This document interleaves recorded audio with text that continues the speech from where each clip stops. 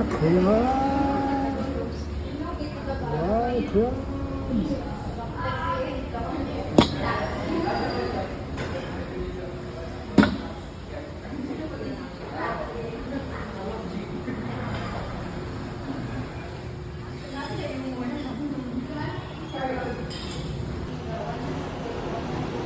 Doon din siya rin.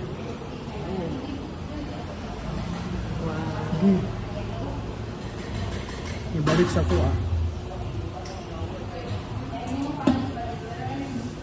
Mao ni kalakot sila ang tinuuray nga seafoods nga mukbang grilled tuna. Kunya tuna kinilaw. Sa gani ni daw? Talaba. Talaba.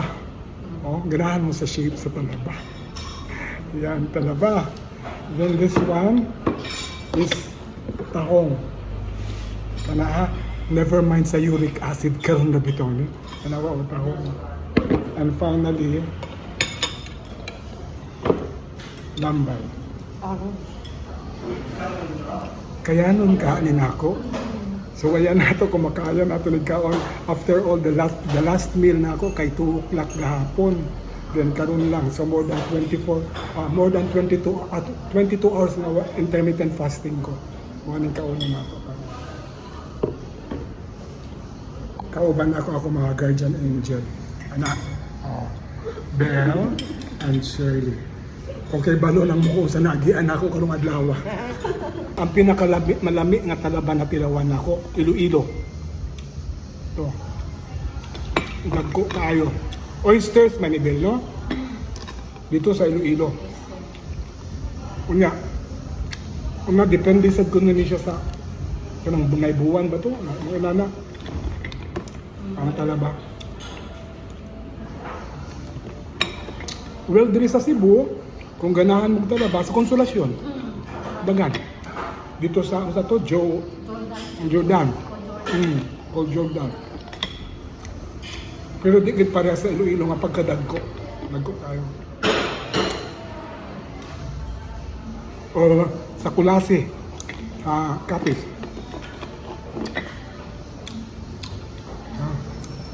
Morning klaro nga talagang seafoods mukbang pa.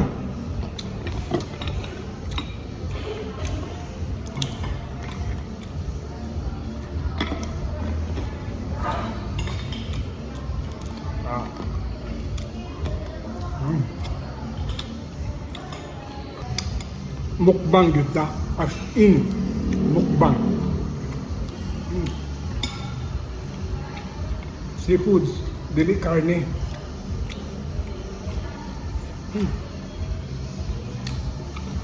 Gagmay lang ilang taon.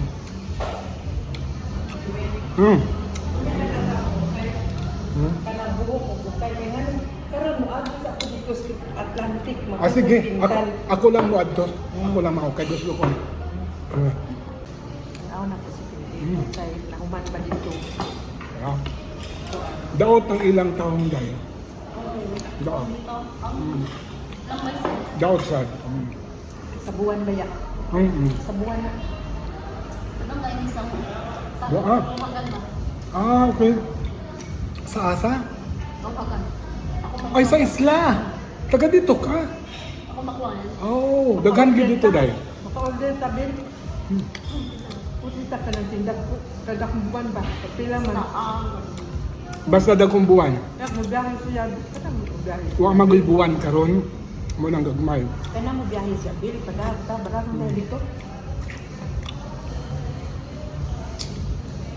Nakaadto naman ka, no? Nakaadto na. Kita, nakaadto na ta. Kawagan ka itong nag-ano ta. Kailan dating. Mga sugaton ka sa mga ipod. Katong birthday ni mo. Birthday ni mo. Ay, sa birthday day sa ilo.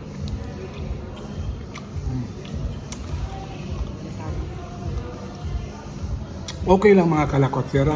Bisa gagmay ang scallops ba? Basta makakaon lang kita. No?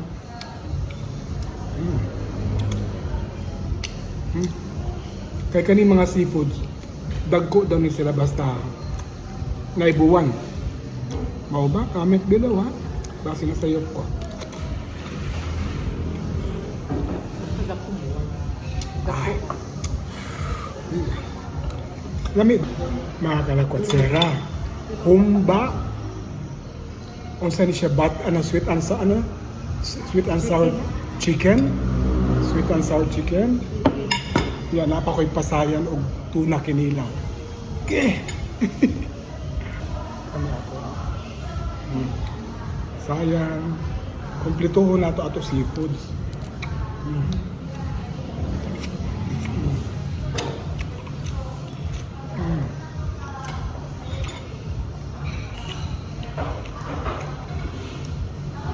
Tuna kinilaw.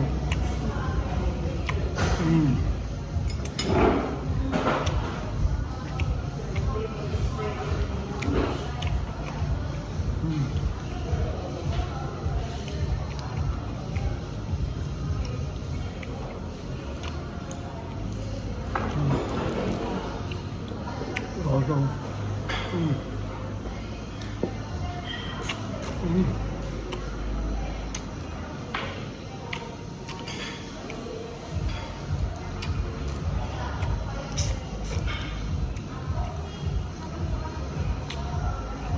nindot gyud kaon og weekdays kay wa kay tawo. Dili mag-ilog. Kamo.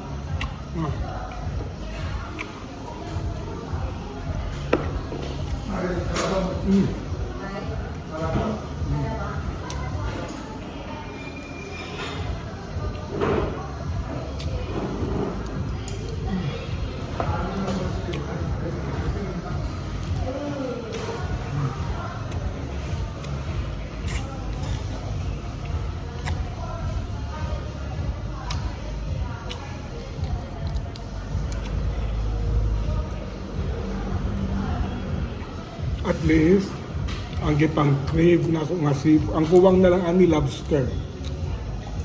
Ha?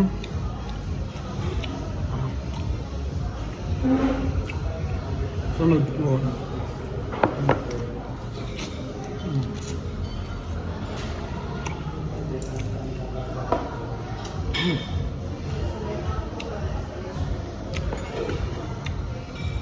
Lamig kayo ang tuna na kinilaw.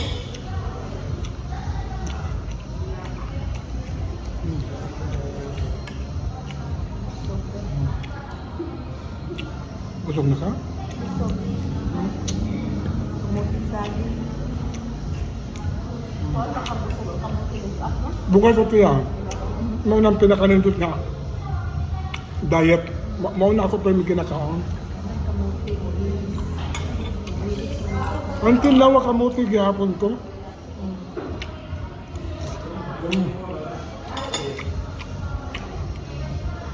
Para kompleto gid ang ato food vlog karon Ako ni dani nila. na atay tumba. Wow.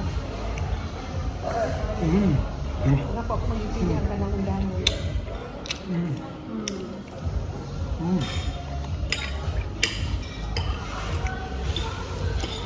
Karon kaon na tag rice.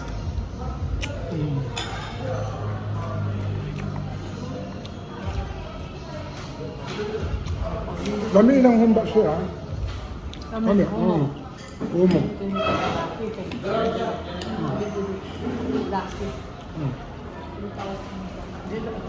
Dami ang humba. Ang babae kayo. Hindi mo ginagawa babae. Gamit ako babae. Bigas ang mundo. Humba.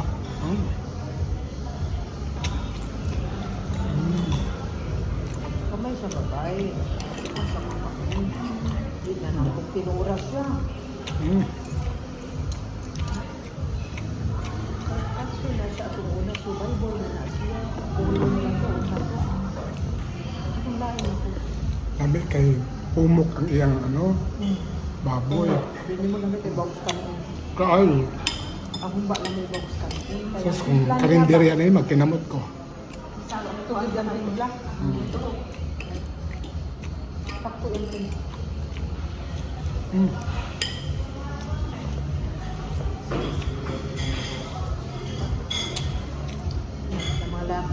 sila pakanta rin yung halati.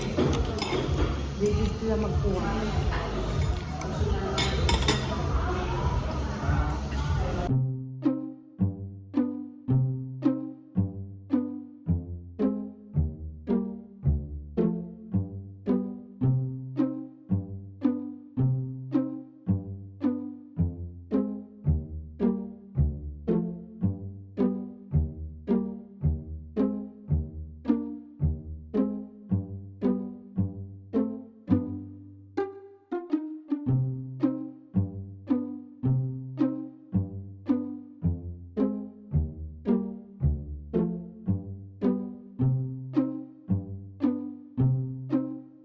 Monica Lacotsera ang tinuray na seafoods nga mukbang grilled tuna.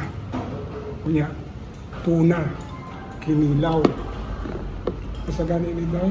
Talaba. Talaba. Oh, ganahan mo sa shape sa talaba. Yan, talaba. Then this one is tahong. Kana never mind sa uric acid karon na bitong ni. Kanawa o tahong. And finally, lambay. Ano? Kaya nun kaanin ako. So ayan nato kumakaya nato nagkaon after all the last meal na ako kay 2 o'clock gahapon. Then karon lang so more than 22 hours na intermittent fasting ko. Wala kaon na ako. Kauban ako mga guardian angel. Anak, Belle and Shirley. Kung kay balo ng muko sa nagian ako karong adlaw. Doon sa sila. Wow. Nabalik sa ko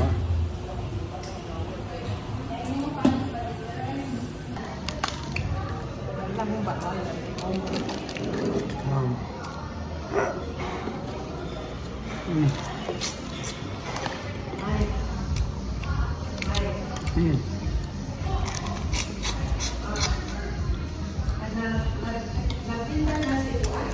Okay lang yan. Basta makaon lang ako. Ako gusto. Daot siya pero okay lang. Di na lang mo reklamo.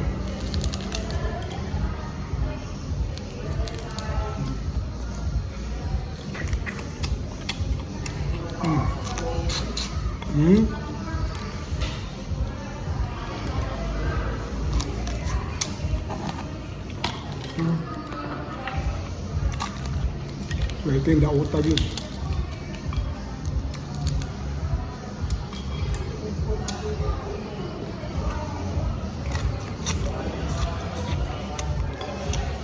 Murag gitahal lang na ako akong ngipon. Nakaya pa ba?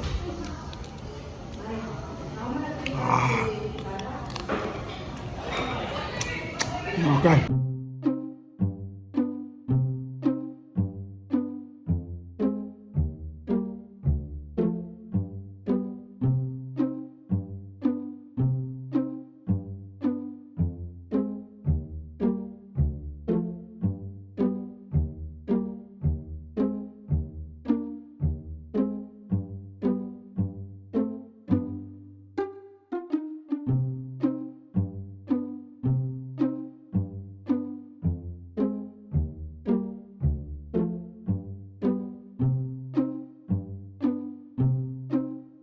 Monica Lacotsera ang tinuray na seafoods nga mukbang grilled tuna.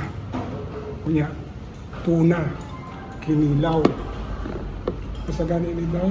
Talaba. Talaba. Oh, ganahan mo sa shape sa talaba.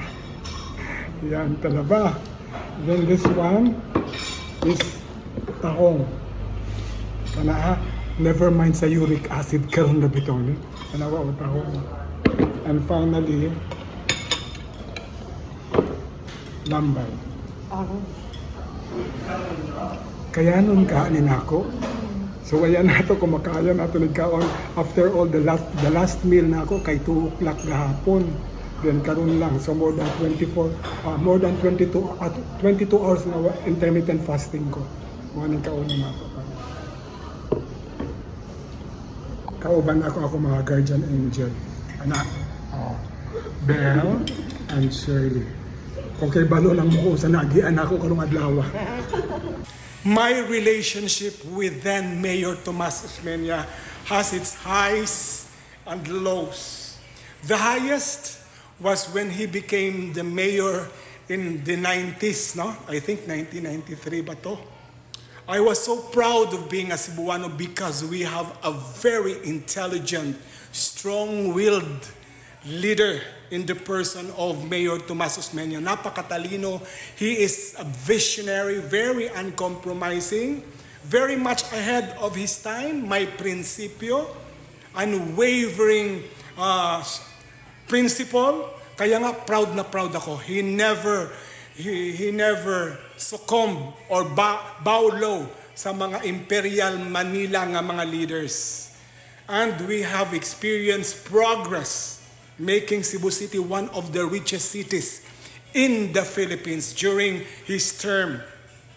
Kaya nga, I became so proud. It was also the peak prime of my youth, no?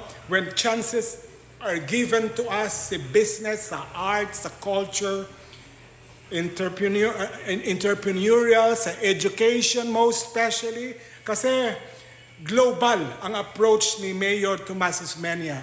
That was the high. And the low is, as he continue serving as a mayor, nag-clash sila ni Governor Gwen, samok, sige silag away, detrimental to the basic services of the city and the province, gisamukan ko. I find him troublesome.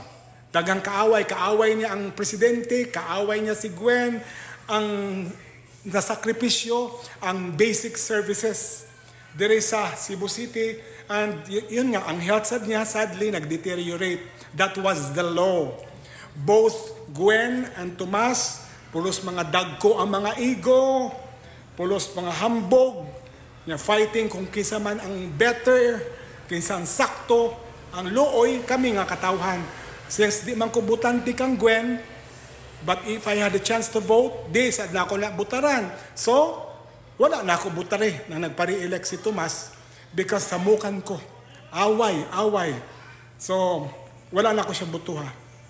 Only recently, when he returned sa pagka-vice mayor, I was reluctant, but then I voted for him because what I had in mind is that Tomas that I remember during his early years, because you cannot argue the intelligence and the vision of this great man. And I feel sad na nakita na nako ang deterioration sa iyang health. I feel sad about it. Kung di na kaya ng lawas niya, I hope Mayor Tomas would prefer to take good care of his health. He can be a citizen, private citizen, na lang if he wants to take good care of his granddaughter, his family, his wife. But if he still can run, vice mayor is not, he deserves higher position. I want him to be the mayor once again in this time, because si Mayor Tomas hindi takot kang Duterte at mas lalong hindi siya takot sa mga Marcoses. Yan ang gusto ko kasi 2028 is a very challenging year for us politically. It is a very uncertain time. What we need is a leader from Cebu who will never bow down sa Imperial Manila. Bisag kinsa amuling ko dira, dili ta mahadlok. So we want leadership of that intensity, of that magnitude, and only Mayor Tomas can provide that to us. And recently, nakita sa gyud nako, no? Sa kadaghang kalamidad nga natabo diri sa Cebu, baha, of course, attributed dira ang flood control, corruption, basura, kuwang sa political will. We need a leader who has a political will. We need a leader nga kanang sigurista, unya mag-compromise ba, maniguro. We need a leader nga uncompromising. We need a leader who loves to take care of the Cebuano. Kakita mo sa baha, lisod kayo, it's not only flood control. Ang pagguba sa kabukiran nato, ang mga uphill, no? Mga mountain nga gipangguba because of giprioritize ang mga development sa mga houses ng mga dagko ng mga real estate investors. Walay makasukol. Only Tomas can verbalize the fear the Cebuanos